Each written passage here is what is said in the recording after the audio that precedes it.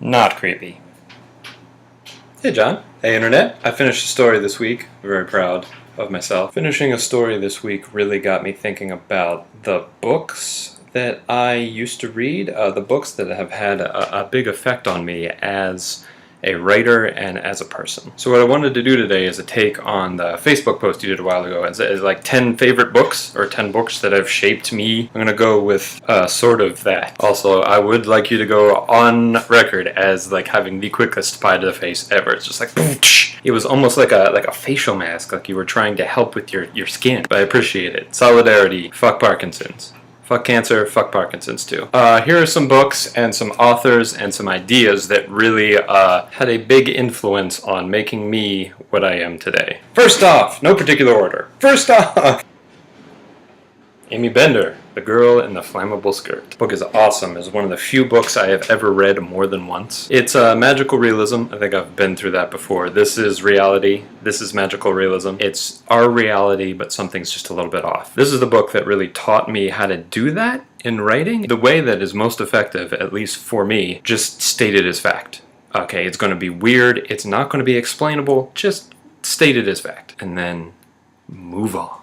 Boom! Alright, we're going to have to go a little faster than that, or this is going to be a really long video. Next would be Self-Help by Lori Moore. This is the first time I read a short story that made me both laugh and cry during the same, like, 14 pages. The story is called Go Like This. This book did that too. 9 Stories by J.D. Salinger. That one's called A Perfect Day for Banana Fish. My creative writing teacher in college had a claim to fame for that book, which was it was the quickest time. No, I shouldn't. Never mind. I shouldn't spoil it. Next is If on a Winter's Night, A Traveler by Italo Calvino. This book taught me a very important lesson, and that is this. Hold on. You can fucking do that? That's a very freeing thing as a writer and a reader when you read a book and you're like, you can't do that, sir. Sir? You cannot do this. And then you realize, yeah, you can do this. He published a book. There's another one that did that too, The Lovely Bones by Alice Sebold. The beginning of it is like, wait, you can do that? Oh, that's awesome. So it's probably pretty obvious by now that I like a lot of weird shit, as far as my writing is concerned. That is not always so. There are a couple normal authors that I like, but there's one in particular. Her name is Ann Patchett, and she has a bunch of novels. So her book Bel Canto was an easy gateway drug for me because the plot is really unusual. A bunch of diplomats and CEOs are in a small Latin American country watching an opera singer perform when they all get taken hostage by a group of terrorists. Alright, but here's the thing.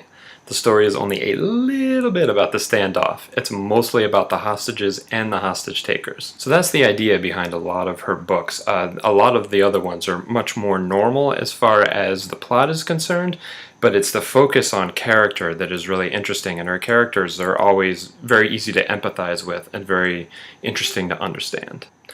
Also has this book, Run, which, I mean, has a pretty cover. Let's be honest. So shiny. This was one of the first books that I read where it had an omniscient third-person narrator. Basically, that means she has a scene, there are 5 people in it, everybody will tell you what they think. Everybody will narrate a little bit. She just kind of jumps from person to person to person inside the same scene. And you're still able to keep track of everybody, which is pretty amazing.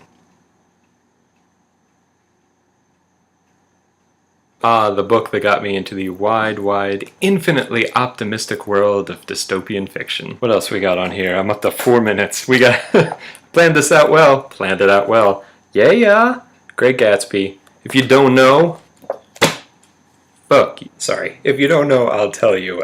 Very short, very beautifully written book. Also very interesting because the narrator is basically not the main character of the story. The Great Gatsby, you would think, would be narrated by Gatsby. Nope. Narrated by Nick Carraway. And nothing says humor break like me trying to pronounce French. I am going to murder the shit out of this. I apologize. The Little Prince by Anton by Anton de Saint-Exupéry. This book is awesome. Read it to your kids. It is gorgeous. It is about friendship. It is about love. Perfect bedtime reading. There are so many more books I can mention, so let's go a little bit off the rails. Told you I was going to do that. So I'd like to think that I'm pretty decent at writing dialogue and stories. And the reason for that is twofold. One, theater. Yeah, this guy, theater, almost a theater major, not quite a theater major. Two, Aaron Sorkin. Everybody always complains about his dialogue, saying nobody talks like that in real life. I know nobody talks like that in real life.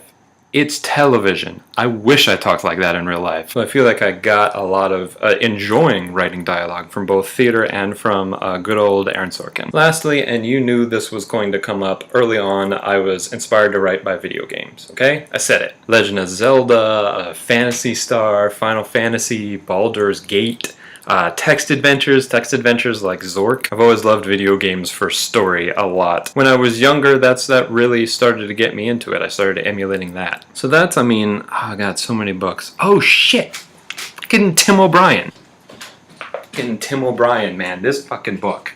Sorry, I'm swearing a lot. Things they carried, oh my god. Just gorgeous and heartbreaking, and oh man. That book. Read that book. I have In the Lake of the Woods back there too. I'm not gonna run again for it, but that's a great book too. Alright, so I'm way over. The quick goodbye. If you're watching this, you have any like crazy books that you'd like to recommend, or books that you really, really liked, or books that really affected you as a person, leave them down there. I'd really be interested. Alright, that's it for me. Peace out. Really, I'm gone.